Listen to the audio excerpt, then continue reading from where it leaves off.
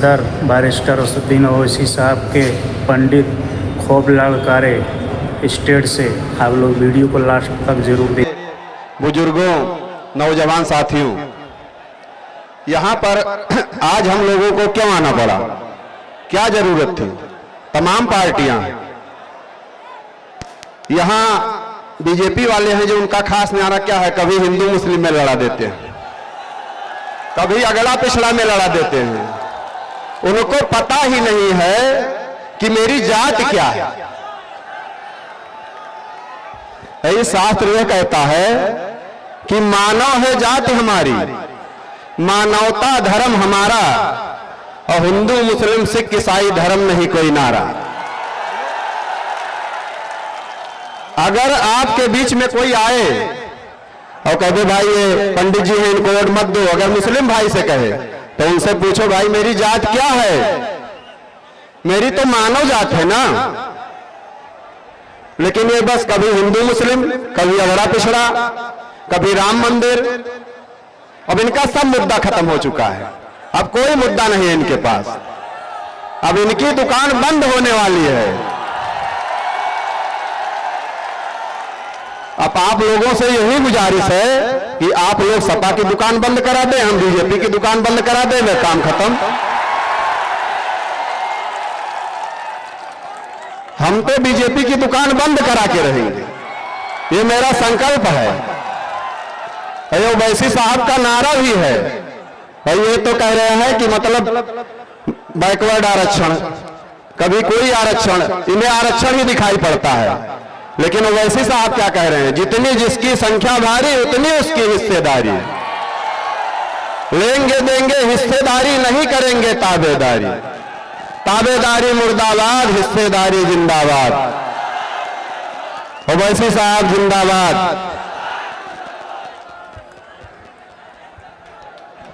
चंद यादव जी जिला महासचिव संत कबीर नगर आ जाए। हमारे पास कोई ऐसी जात बिरादरी नहीं बची जो एमआईएम में ना हो, परेशान मत होइएगा, सब है हमारे पास। हमारे पास तेरा खाना कहीं कौन सा हो, पाना हो, तेरा खाना वाली जो रिंच है ना, वो सब है मेरे पास, हर जगह फिट होती है।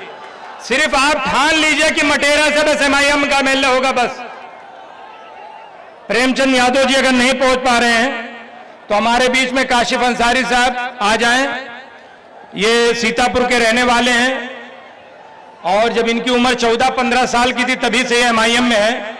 बहुत मेहनत कर रहा है लड़का, सीतापुर से लोकसभा का चुनाव भी लड़े थे और बहुत मेहनती लड़का है, काफी दिनों से पार्टी के लिए लगे हैं।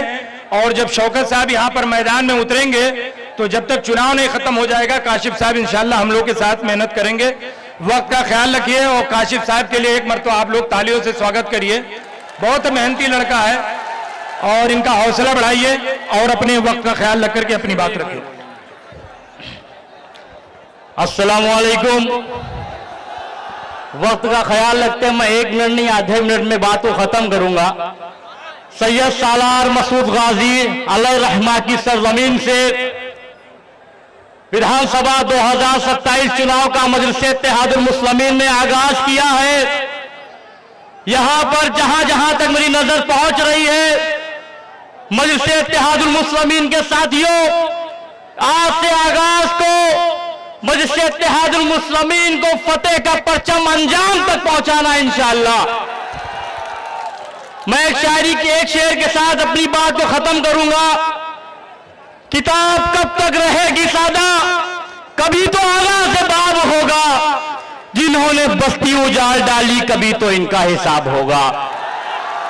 शहर की खुशियां मनाने वालों, शहर के तेवर बता रहे हैं, अभी तो इतनी घुटन बढ़ेगी कि सांस लेना अजाब होगा।